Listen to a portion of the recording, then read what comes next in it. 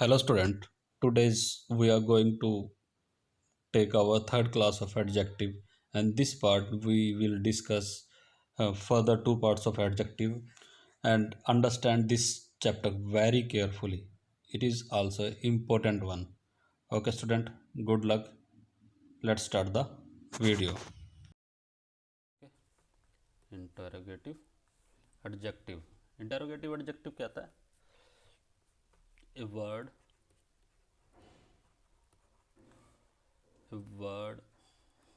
that modifies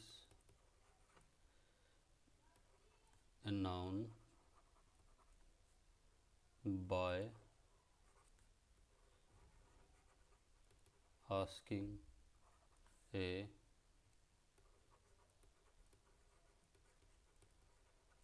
asking a question is called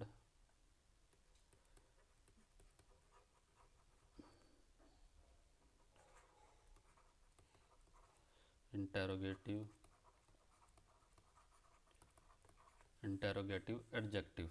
ठीक है, कौन कौन से होते हैं ये सब हम जानते हैं ना। इंटेरोगेटिव एडजेक्टिव कौन कौन से हो सकते हैं? विच है, वट है, हुज है।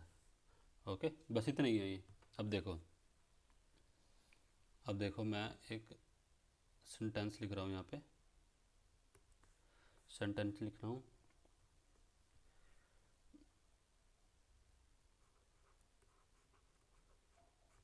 What is your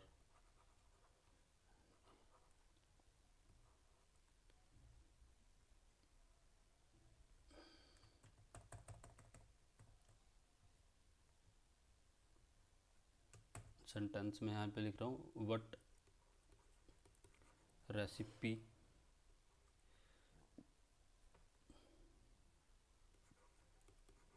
did you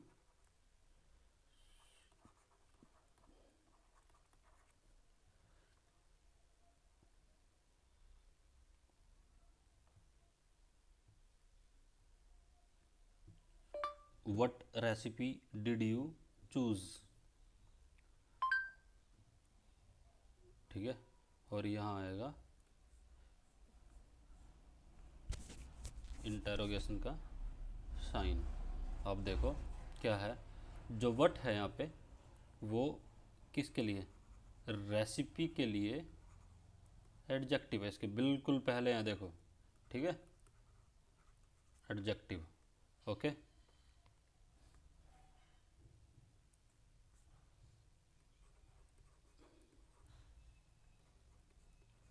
whose phone is this?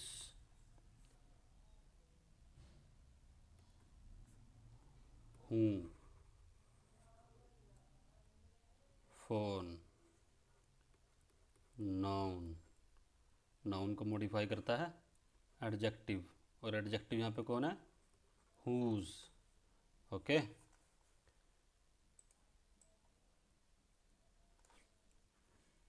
Example देख लेते हैं। और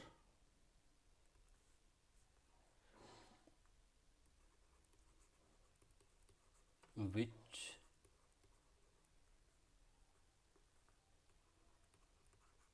book do you like? Which book do you like, यहाँ पे बुक है नाउन, उसका एडजेक्टिव है विच। ओके, एडजेक्टिव की पहचान ये भी है कि वो नाउन से बिल्कुल पहले आता है।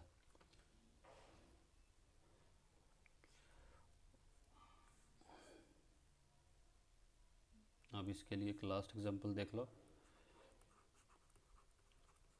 whose phone is this?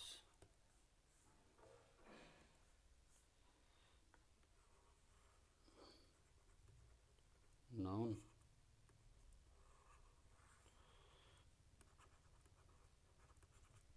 Adjective. Okay,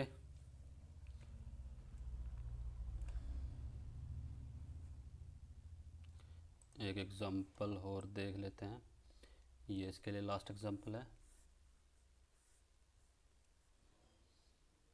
विच का यूज़ पता कब करते हैं हम? जब हमें कहीं पे सिलेक्शन करनी हो, बहुत सारे लड़के खड़े हुए हैं और वहाँ पे आपको बताना है, आपको पूछना है किसी से कि तुम्हारा भाई कौन सा है। Which is your brother. कहने का मतलब ये है कि जब बहुत सारों में से एक सिलेक्शन करनी हो ना, तो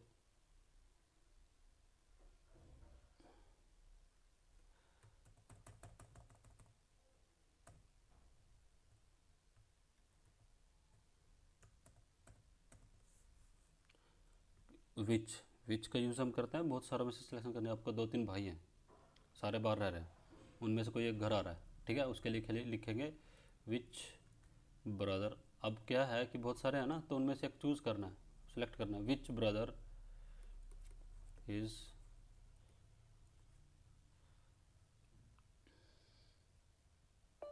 कमिंग।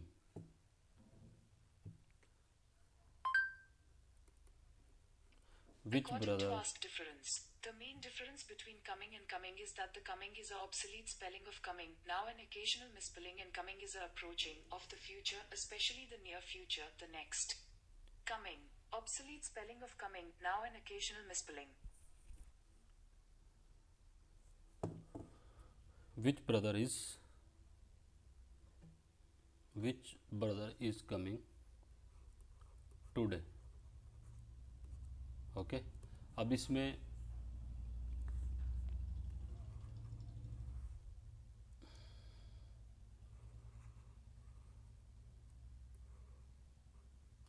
विच ब्रदर, विच का यूज़ हम तब करते हैं जब हमें बहुत सारे लोगों में से एक की सिलेक्शन करनी है। सोचो तुम्हारे बहुत सारे भाई हैं और उनमें से कोई एक वापस आ रहा है, इसलिए हम यहाँ पे विच का यूज़ कर रहे हैं। ठीक है, नहीं? ठीक है, ओके। आज के लिए इतना ही काफ़ी है।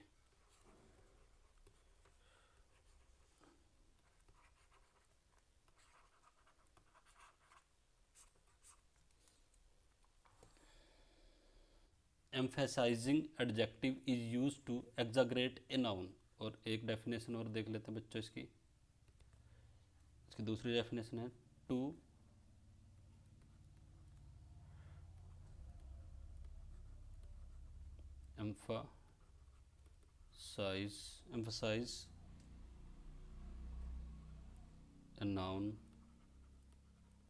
emphasize a noun, we use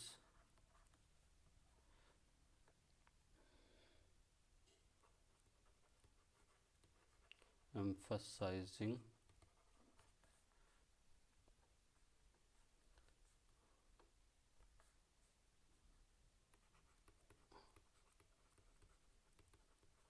adjective. emphasize या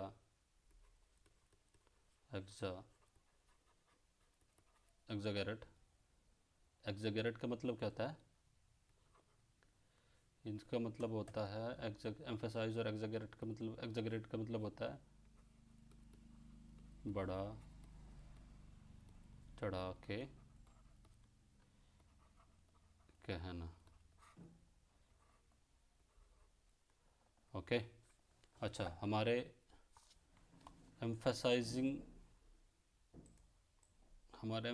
एडजेक्टिव होते कौन कौन से हैं? जैसे कि हमारे एम्फसाइजिंग एडजेक्टिव होते हैं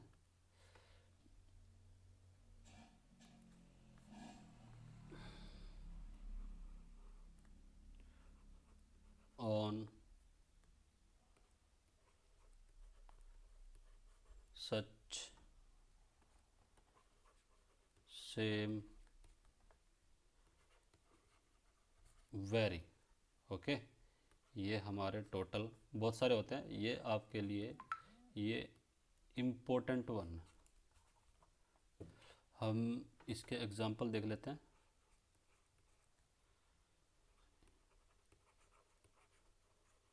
एग्जांपल देख लेते हैं, देखो कैसे है। Mind your own language. अब यहाँ देखो, ये जो ऑन है ना, ऑन, ये एडजेक्टिव है, ठीक है, और ये है हमारा लैंग्वेज नाउन है ना, तो कर दिया। ये बोल दिया कि मेरी कार रेड है। अगर मैं इसको ऐसे बोलूँ कि मेरी खुद की कार रेड है, ठीक है, तो मैं यहाँ इसके पे यहाँ लगा सकता हूँ on I have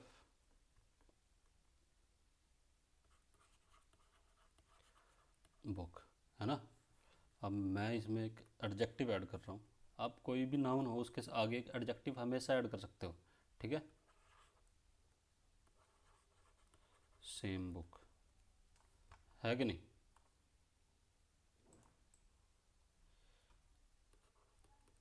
did it with her on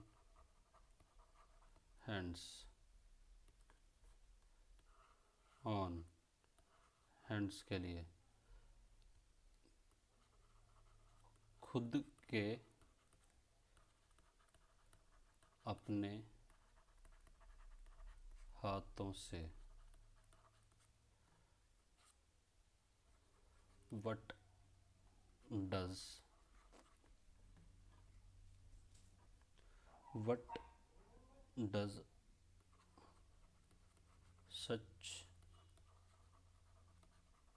beauty, मतलब इस तरह की ब्यूटी का क्या मतलब है, ठीक है। सच मतलब इस तरह की या का, ओके। वैसे तो हिंदी में इसको ना ही जानो तो इसका सिर्फ यूज़ देखो कि इंग्लिश में इसका यूज़ होता कैसे है, बाकी सब there are such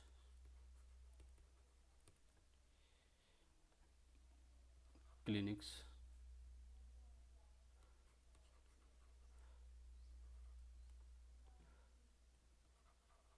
throughout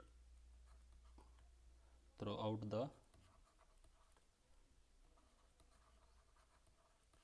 state. अब देखो, क्लिनिक मतलब इस तरह के, इस सच लगा दिया तो इस तरह के क्लिनिक पूरे स्टेट में हैं। थ्रू आउट मतलब हर जगह पे फैले हुए, थ्रू आउट, ठीक है।